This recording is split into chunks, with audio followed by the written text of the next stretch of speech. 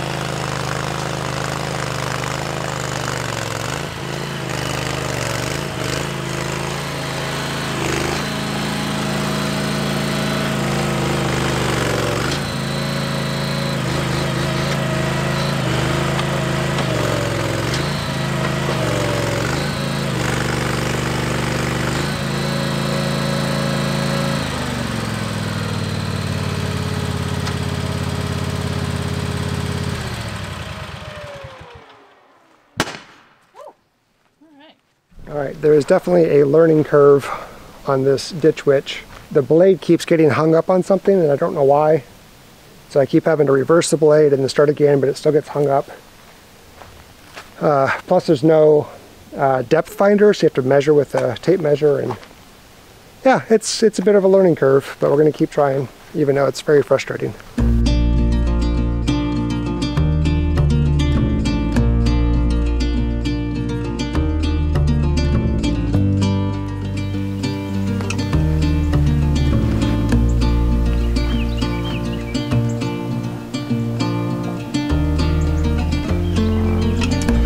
I've done a single pass so far.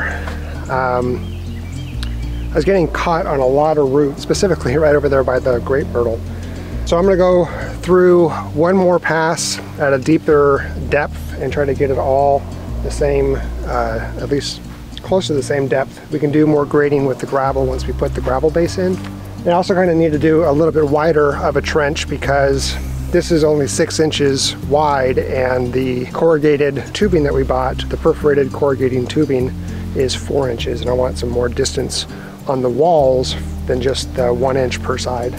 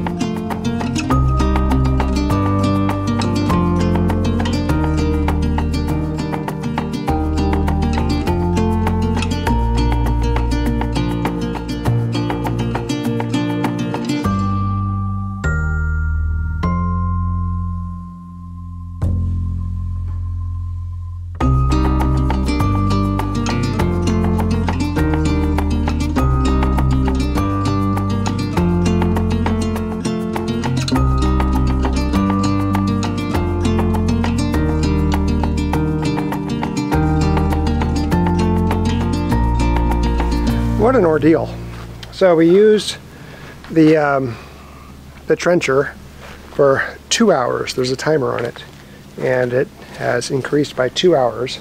So we got the south trench done, at least trenched out, and then we got the east side of the house also done, which is good. I think we're gonna only do the south and the east side. We talked about the west side, and the more we look at it, the more decided we don't want to do that for a couple of reasons. One, we think the water line's coming through there, and they don't bury those very deep out here because the frost line's only 18 inches. So I didn't want to nick that. And then there would be a lot of turns and twists, and this area on the west side already slopes mostly away from the house and down away from the house, so there's really no need for the French drain, just some touch-up areas that we need to do a little bit more grading. So we can take some of the dirt from what the trencher just did and do some grading around the west side, and I think we'll be okay. But we literally left the house at 10:30 this morning, and for various reasons we didn't actually get the trencher until 12:30. We used it for 2 hours. It's already 5 o'clock, and that cost us what? 200 some bucks? Not nearly as much work as Katie and I wanted to have done today, but whatever. So we'll be back at it tomorrow. All right, let me get this off of here. Our baby chicks arrived.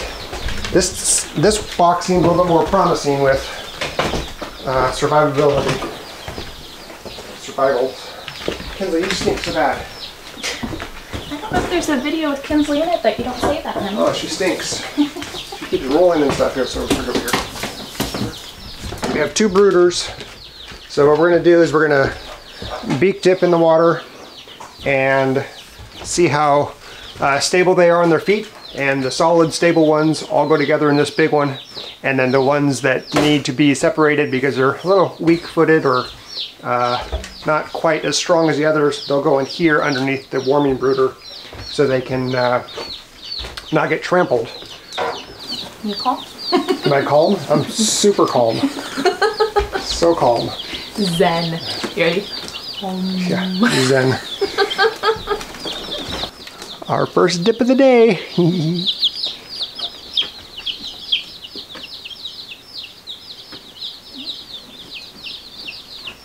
Yeah, look at this little fluffy one. It's so cute. There you go. These are all the ones I'm handing you. I'm pretty confident I'm watching them walk around. Okay. Did you see him? Going for my buttons like crazy. That's a feisty little one. Well, that one decided to put its entire face in the water. Trying to drown itself before it even gets a chance. These ones seem much healthier. Yes. The full day less of travel. Oh yeah. That's a big difference. So they've only been 48 hours without food instead of 72. And it's probably much warmer because the weather's warmer and also there's more chicks in the box. Do you want more than one at a time? No. Okay. I'm having a hard enough time getting... One dip? Yeah, it's hard for me to see because of my eyes. Oh, do you want to switch? I can dip. You want to get a black one? Sure. Oh, look at the little tiny black one. Oh, that's just so cute. Oh my goodness. It's just adorable. Look how adorable this little one is. It's so cute. It's the little fluff fluff. Oh, two at a time, huh? Yeah, this one's not going. Yeah, this one just does not want to. I had to force it. These things are so cute. Look at this one. This one's cute. That's very different. And this one's very different too. Cool markings on this one. Little baby chickies. I'm not sure what this one is. Oh my goodness. Oh, I don't know how far I have to go so you can see it.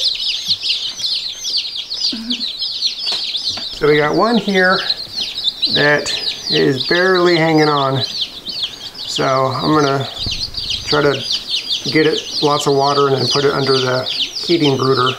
We have one that's in that brooder over there that is not doing so well. We had one dead one, right? Yeah, one that was DOA. And a whole bunch in here that are getting their water. And what we're watching for are chicks that aren't as active, like this one right here. Yeah. It's kind of wobbling. We'll watch and see how it fares around the other ones. So there's two unstable ones that we're going to take out. It's the one that's getting trampled right now, with a little bit of black on its back. It's the whitest one in the middle.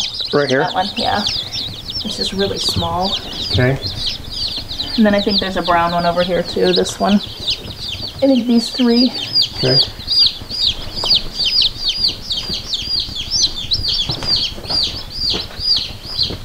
Dip them again. I know where their water is or not.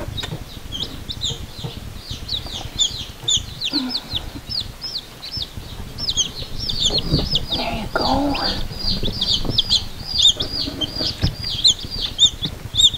Ooh, this one's got pretty good bite to it. Yeah, it did, but it was so much smaller. Can I take it back? Come on. Maybe There we go. if there's anyone else. Come on, little chickie. Come on. Get in there. Oh, there you go. That was a good one. That was a good. I don't think the other one's going to make it. He was pretty rough. Yeah. Still alive, though. Yeah. This one is really not doing so well.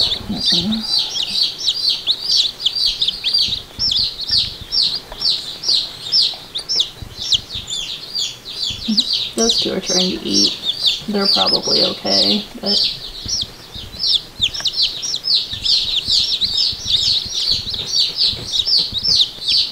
Come on, little chickie, you got this.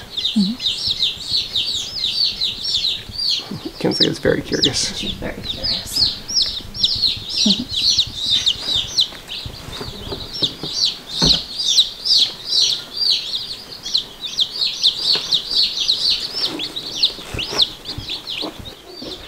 So here's where we stand with the chickens.